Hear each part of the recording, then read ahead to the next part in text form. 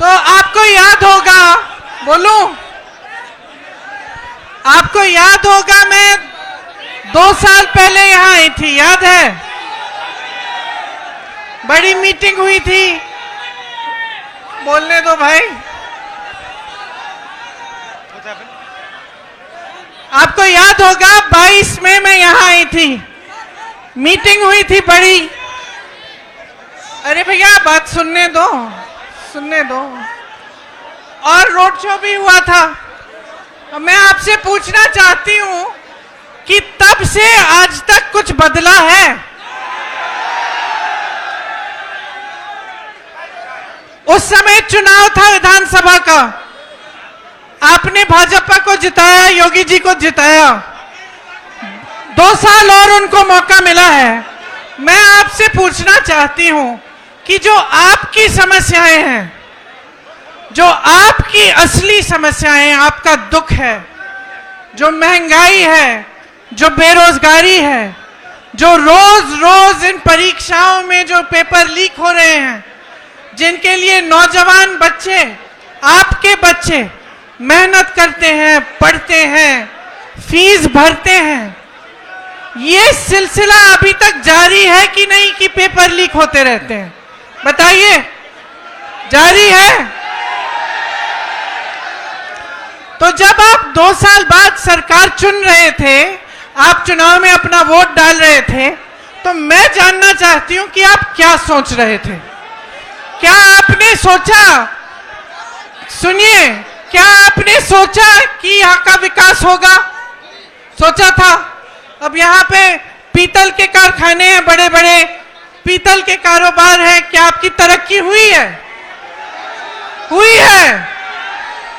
जितनी भी मदद आपको सरकार से मिलनी थी वो बंद हो गई, ऊपर से जीएसटी, और जितना काम कर रहे थे उसका शायद आधा काम कर रहे होंगे आज। मुश्किलें कम हुई हैं या बढ़ी हैं? बढ़ गई हैं। यहाँ नौजवान हैं सारे। उस समय मैंने पूछा था रोजगार मिलता है, आज रोजगार मिल रहा है। तो ये जो मेहनत कर रहे हो, जो 4-4 बजे सुबह पुलिस में भर्ती होने के लिए दौड़ लगाते हो, तो सेना में भर्ती होने के लिए दौड़ लगाते हो, उसके बाद जब परीक्षा लिखते हो, उसके लिए फीस भरते हो, माँ बाप मेहनत करके ट्यूशन में भेजते हैं, ये सब करने के बावजूद क्या होता है? आपको मालूम है कि 28 लाख बच्चों ने, यूपी के 28 लाख बच्चों ने पुलिस का भर्ती का इम्तिहान दिया है। 28 लाख, सोचो, इसका मतलब है कि यूपी के लगभग हर गांव में से 4 या 5 नौजवानों ने ये परीक्षा दी। एक आशा थी, एक उम्मीद थी उनके मन में, ये नहीं कि मुफ्त में कुछ मिल रहा है। पढ़ के मेहनत करके वो चाहते थे अपनी परीक्षा में पास हो। क्या हुआ? पेपर लीक हो गया। अब जब मैं यहाँ आई थी 22 में, तो मैंने आपसे कहा था कि हमने एक घोषणा पत्र बनाया था, उसमें हमने एक पूरा प्लान बनाया था, एक पूरी योजना बनाई थी कि ये जो पेपर लीक बार बार होते हैं, इसको रोकने की क्या योजना हो सकती है। उसमें जॉब कैलेंडर था, उसमें यह था कि एक कमीशन बनेगा और जितना भी अन्याय हुआ है उसको ठीक करने का काम होगा। और जॉब कैलेंडर में हर जो भी डेट था, परीक्षा का डेट, नियुक्ति की डेट, सारी पहले से तय, और जो उससे इधर उधर होता उसके खिलाफ कार्रवाई होती।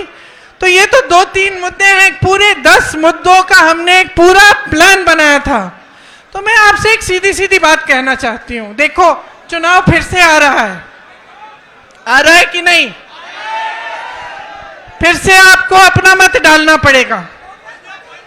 अब आप खुद ही देख रहे हो, बार बार भाजपा की सरकार आ रही है, केंद्र में आ रही है, प्रदेश में आ रही है, आपकी बेरोजगारी बढ़ रही है, आपकी मुश्किलें बढ़ रही हैं। तब किसान आंदोलन कर रहे थे 2 साल पहले, आज किसान आंदोलन कर रहा है। तब सड़क पे बैठे थे ठंड में सर्दी में, आज बैठे हैं। तब उनकी सुनवाई नहीं थी, आज उनकी सुनवाई नहीं है। और इसी तरह से आप सोचिए, जब बुलडोजर चलता है इनका, तो किसके घरों पे चलता है? किसके घरों पे चलता है? जोर से बोलो।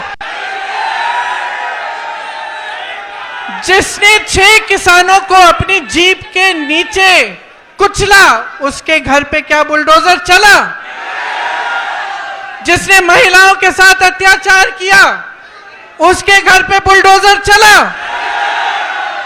जो ये पेपर लीक के घोटालों से पैसे खाए जा रहा है, उन लोगों के जिन्होंने पैसे खाए हैं, जो बार बार ये घोटाला करते हैं, बार बार लीक कराते हैं, उनके घरों में बुलडोजर चला?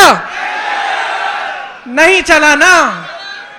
सोचिए, ये सब बहुत बड़ी बड़ी बातें हैं दिखावे के लिए। ये जितने बड़े बड़े इश्तिहार आपको दिखते हैं, जिसमें आपको दिख रहा है कि बहुत तरक्की हो रही है, जब तक आपकी तरक्की नहीं होगी, जब तक आपको रोजगार नहीं मिलेगा, जब तक आपके पेपर लीक बंद हो नहीं होंगे, तब तक आपकी तरक्की नहीं हो सकती है।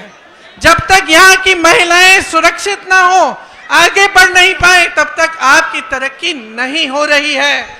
तो मैं सिर्फ आपको, मैंने उस समय भी बोला और अभी भी बोल रही हूं, अपने अनुभव को देखो, अपने अनुभव को देखो कि भाई 5 सालों में, 10 सालों में मिला क्या है? नौकरी मिली, दुकान जाते हो तो सब्जी खरीद पाते हो।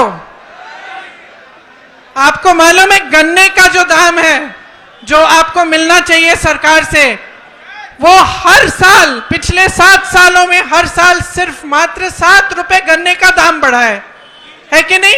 7 रुपए, ठीक है? तो मान लो 5 सालों में 35 रुपए बढ़ा होगा।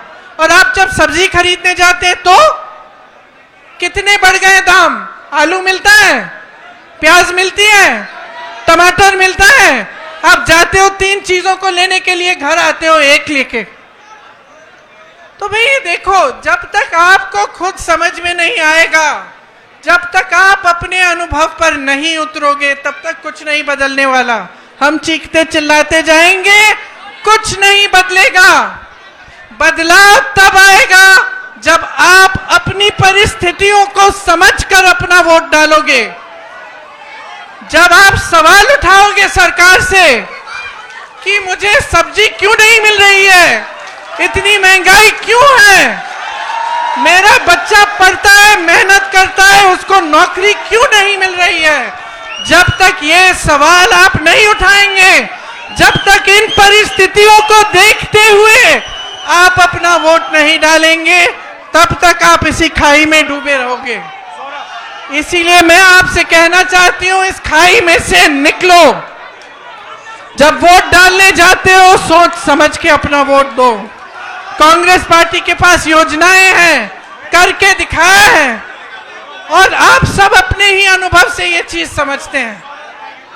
तो आज आपके बीच आकर मैं सिर्फ इतना कहूंगी कि जो भी वोट आप डालने जा रहे हो, बड़ी बड़ी बातों पे मत डालो, जो ऊपरी दिखावा है उस पे मत डालो। जो तुम्हारी जिंदगी में गुजर रहा है, जो तुम्हारा जीवन है, तुम्हारा अनुभव है, तुम्हारी परिस्थिति है, उसको सोच, उसको समझ के कि ये क्यों हो रहा है आपके साथ, तब वोट डालो। ये न्याय यात्रा है।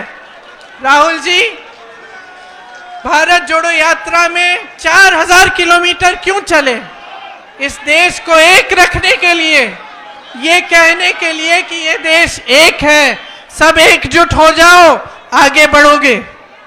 आज भारत जोड़ो न्याय यात्रा पे निकले हैं, तो इस यात्रा में न्याय शब्द क्यों जोड़ा है? न्याय शब्द इसलिए जोड़ा है क्योंकि आज यहाँ के नौजवानों के साथ, देश के नौजवानों के साथ अन्याय हो रहा है।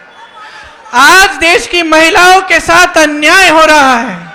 आप मेहनत करते हैं, आपके पेपर लीक होते हैं।